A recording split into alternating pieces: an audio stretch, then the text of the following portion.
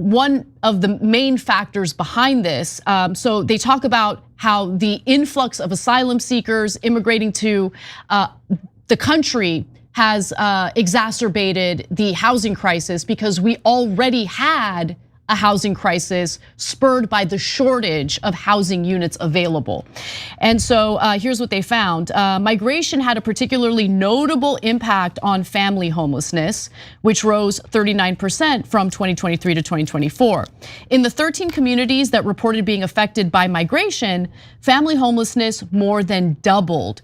Whereas in the remaining 373 communities, the rise in families experiencing homelessness was less than 8%. So I mean, this is, in my opinion, just simple numbers, logic, supply and demand. I've got a relatively short story from TYT if you want to get into that. I think it'll set the table quite nicely, and I think it'll underscore for this year why Gavin and I have been so aggressive in our criticism of TYT, right? TYT has made all of its money through contributions from regular folks like you, like people like me and Gavin. I never gave money to TYT, but they sure as shit fish from me even, right? It's like, oh, get donated so that we can stay in business every single day, every single episode that you consume, right? That's their business model, which is fine if you're actually walking the walk, if you're actually living your values, if you're saying, I'm going to be corporate free, I'm going to exercise my progressive values in every single aspect of my life, including my business. And we say, hell yeah, brother, we salute you and we want to help you. Right. But when you start conning people, when you start taking their money and you start taking Jeffrey Katzenberg's money and you start parroting some anti-homelessness crap, we're going to raise a red alarm. OK, we're going to come in and investigate that. And we're going to debunk a lot of your talking points.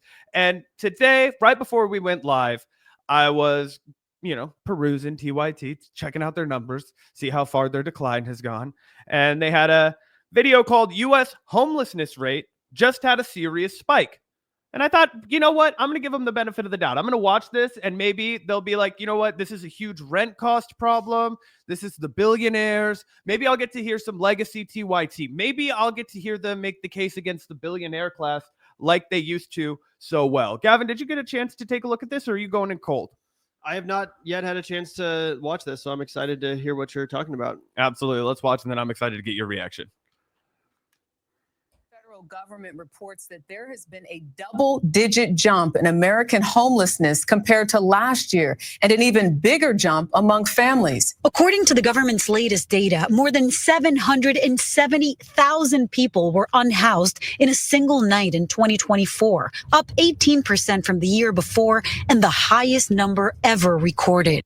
And those shocking numbers were released by the Department of Housing and Urban Development. They looked at the number of homeless people between January of 2023 and January of 2024 and noticed that pretty steep spike in the number of people living on the streets in the United States. Now, what is behind this massive increase in homelessness? Well, if you read most news reports, they just simply say housing prices are too high, which is true. But what's driving the increase in housing prices? Why is housing so unaffordable? Well, we're about to break that down for you piece by piece. But before we do, there's something that you should keep in mind.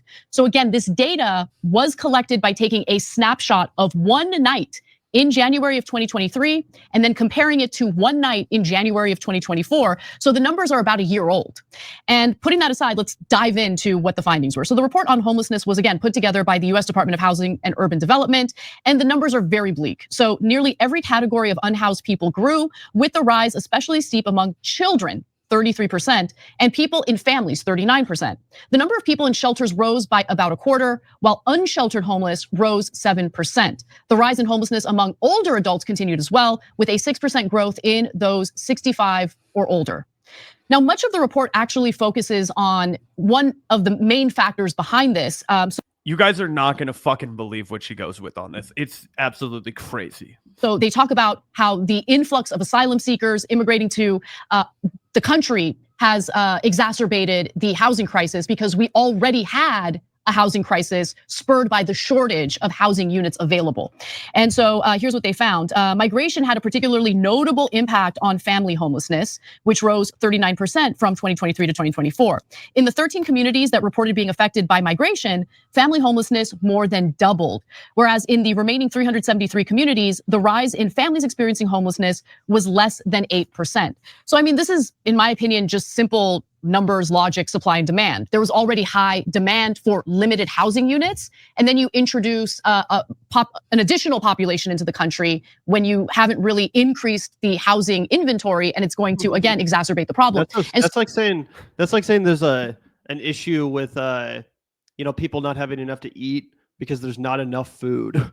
You know what I'm saying? Like, you know how you see those photos of dumpsters behind a Walmart after the store closes and it's just fucking full of perfectly good, fresh food that anyone could eat. Imagine saying, oh yeah, sorry, there wasn't enough food for everyone. There's just not enough. There's not enough. There's a shortage of food. In the same way that saying that about housing, oh, there's a shortage of housing, it's a supply and demand issue. That's just not the case. There's like 1 million buildings all across this country that are completely empty that anyone could go in and actually find shelter within if they were permitted to, but they can't because some asshole all the way across the world owns that asset and wants to profit off of it. If he can, if not, it'll just lay dormant, yada yada yada.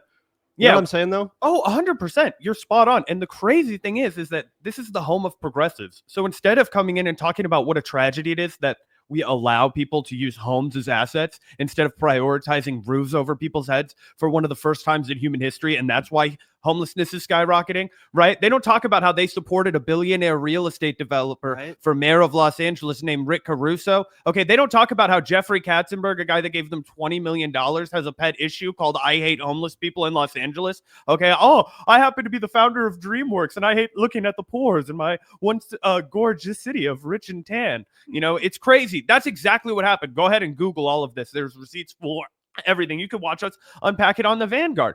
But instead of getting the real analysis that I was even expecting to get with my very low bar for TYT, but I was like, oh, let me just turn this on. You know what? Let me just give them an opportunity to make an easy dunk, a layup. Okay. And they totally missed the boat. It's complete nonsense to say there's not enough homes, there's not enough roofs to go around in Los Angeles. If that is the case, right, and you're talking about California, right, it's because nobody can afford to buy the actual plot of land under the houses, okay, which is, again, a billionaire landlord problem, okay? It's not about in 2024, you don't think we have the ability to build more houses? Every time I look out the door and travel, I'm fortunate enough to be able to travel around this country, take a look around. I see all these 3D printed looking garbage, piece of shit looking properties that are cheap for landlords and expensive for renters. That's the problem, Anna. It's not a mom and dad desperate to give a better life to their child coming into America.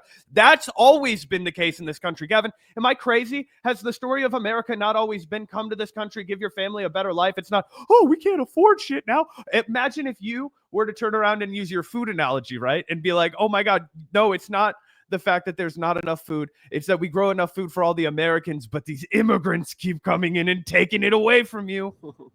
Yeah, insanity. But I will give Cenk the benefit of the doubt. He's taking in his new role well. Anna says some evil Witch of the West shit, and he comes in with a mildly less insane take from the Witch of the West.